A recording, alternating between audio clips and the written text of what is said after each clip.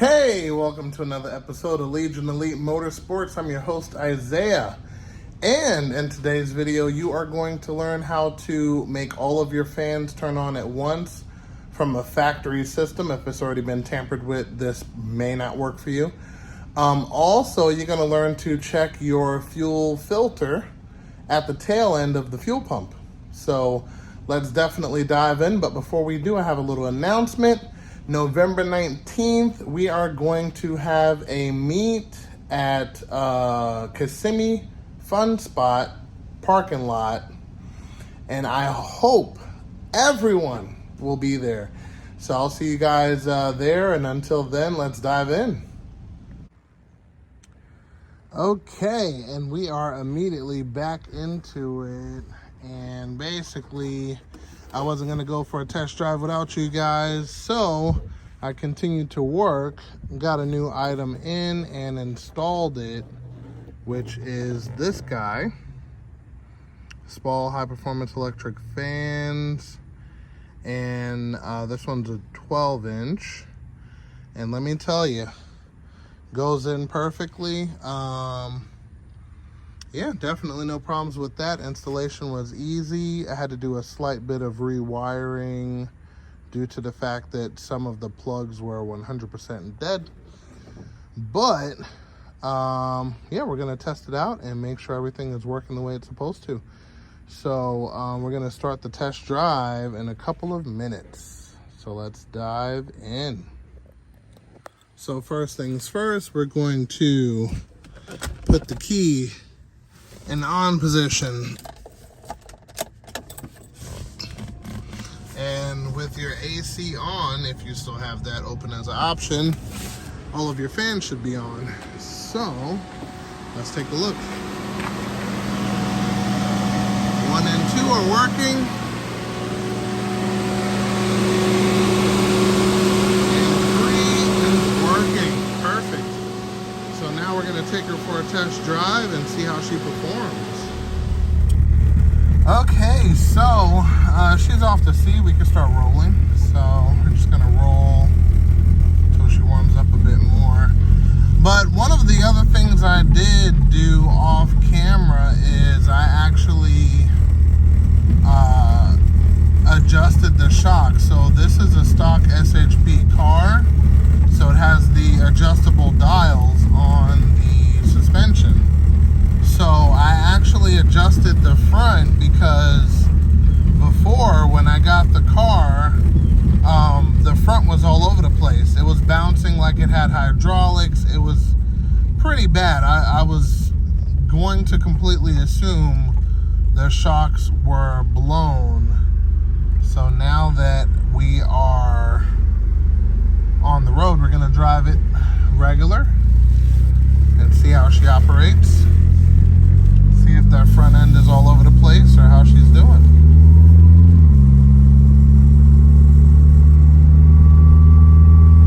It's completely different driving an automatic car, but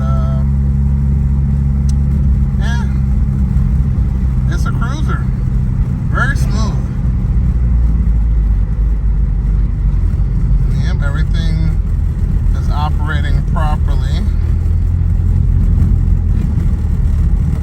Alright, so what we're going to do is we're going to run a series of tests. Basically, full throttle, off throttle, things of that nature, and take it from there. See how the quality of the actual drive is, because currently it's very smooth. I like it. But we're going to see if we, see any problems. So I will be back.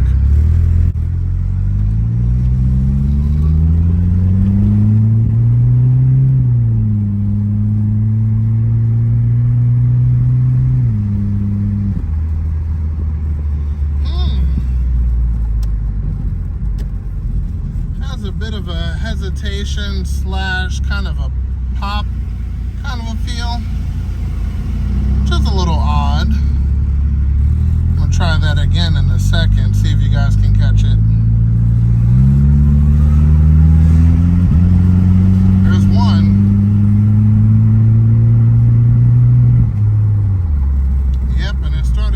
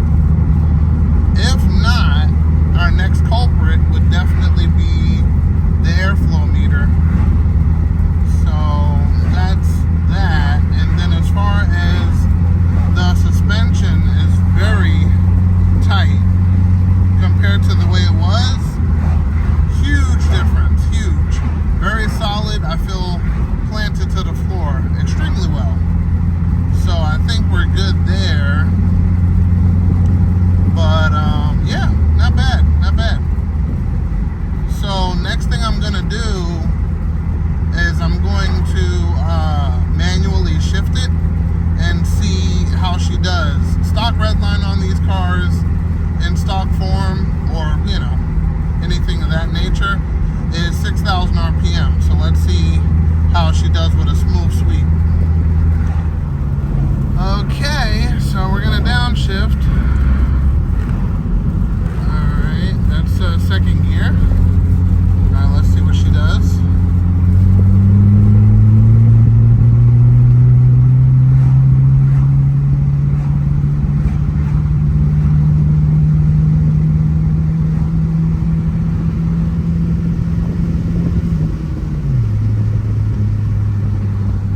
Oh yes, that was definitely extremely hesitating.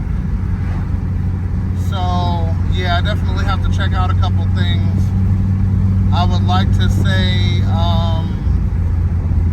math related and fuel related. It's either one. Definitely got to check it out though. But in drive, you would never really notice, but we're gonna find out for sure. Okay, so now we're gonna see what happens to the gauge when I rev it. So let's see.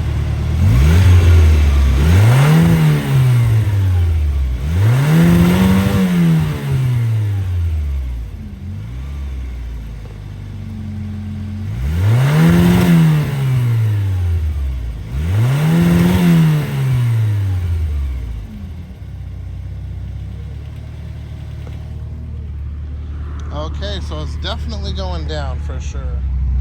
So, since the fuel is kind of going the other way, which is only dropping down to about 40, so that's not too bad, but in general, that is a problem. So what I'm gonna do is I'm going to check the screen at the rear of the fuel pump.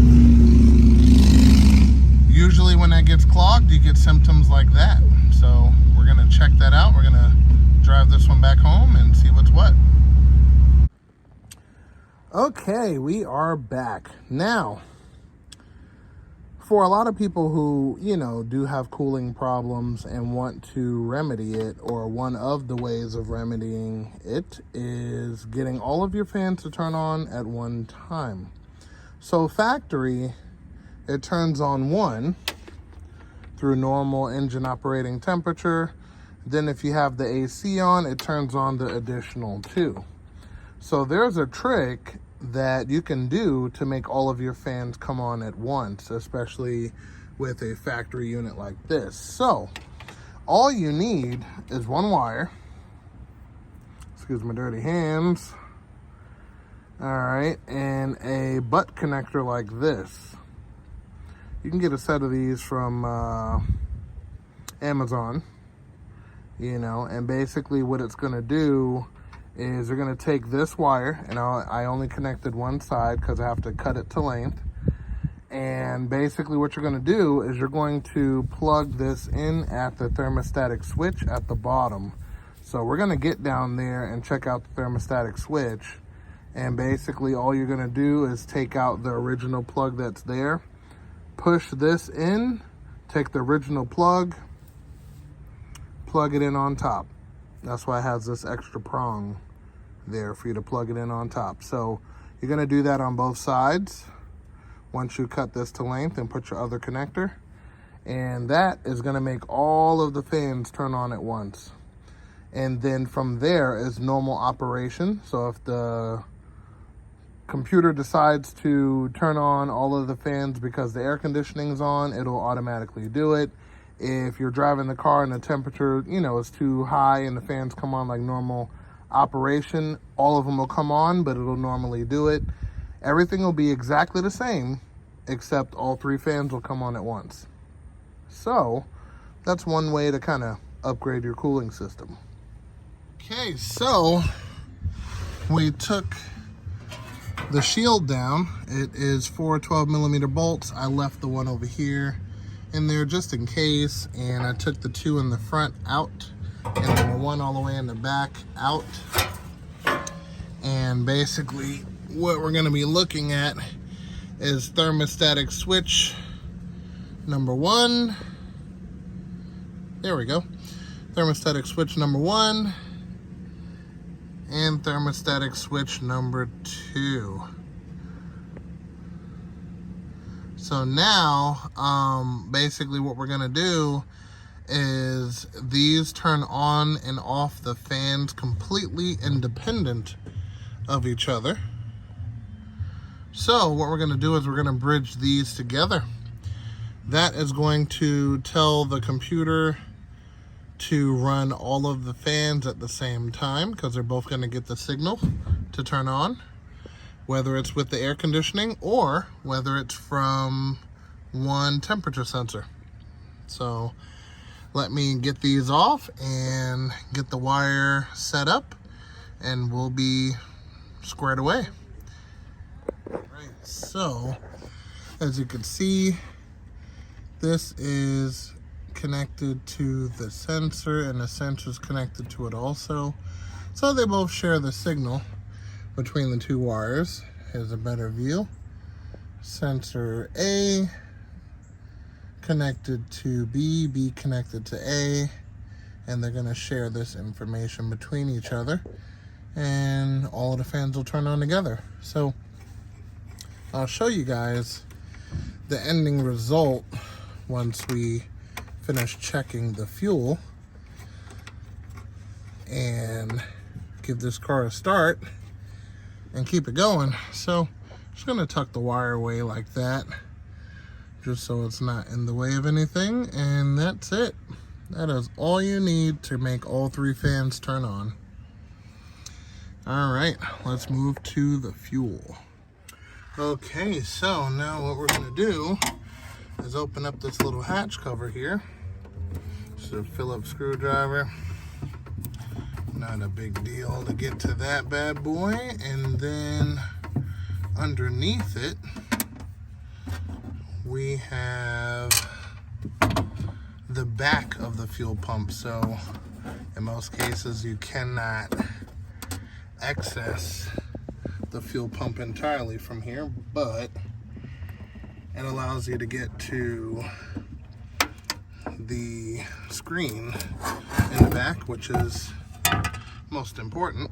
So if you look here, you'll see a whole bunch of hoses, but this is the feed line to the fuel pump. That is a fuel pump right there. This is the return, and there's vent and everything else of that nature. So the most important part that we have to get to is the back of the fuel pump. So we need to get some pliers, pull this piece off here, and then you're gonna see that there's a screen in that piece right there.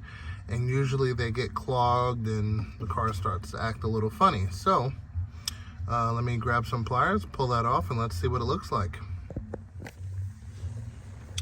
So once you pull the clamp back, slide the hose piece back. There we go. You should be able to see the filter in there. So let's pull this all the way off and see what we got. Alrighty. It flung out. I probably yanked it out too quick, but the filter was in there. Okay, so I need to find it. Give me just a second. All right, so this is the screen that is in. Oh, there's stuff. Oh yeah, look at that. A little bit of stuff falling out. It didn't seem too clogged when I pulled it out, but you know, when it fell, some of this stuff here could have fell out. So long story short, you want to clean this out with some throttle body cleaner, and then after that you want to make sure this is lubricated, which it already will be once you put it back into pretty much the gas, which will be the pickup. So I'm going to clean this out really quick.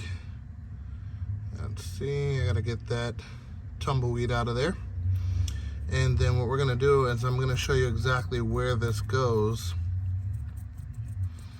And yeah, then we'll be back to testing basically. So, yep, this looks good.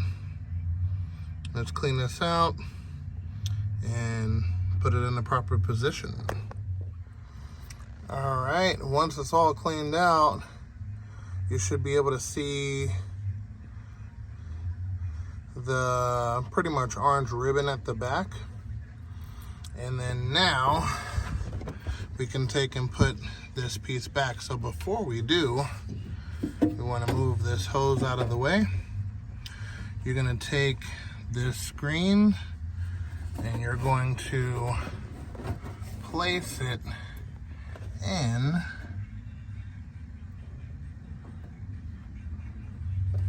like this.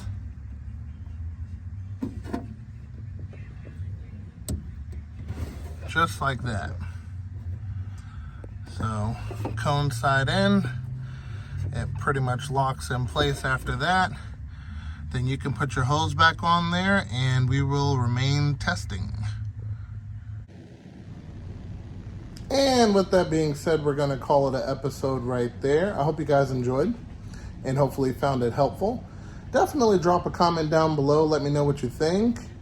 Also, if you're new here, feel free to subscribe and update your notifications to all. So every time I post a video, you'll get immediate notification of it. And also give me a thumbs up, you know? Also, again, we have a Mitsubishi meet November 19th. Feel free to come. It's going to be in the Kissimmee Fun Spot location in the parking lot. And yeah, definitely slide through. Even if you're not rocking a Mitsubishi, come on by. You know, basically show support for the channel and what I do here, and you know, and you get to meet some other cool people. So it's a win-win. But until then, guys, I appreciate you guys watching. And remember, knowledge is power, and I'll see you next time.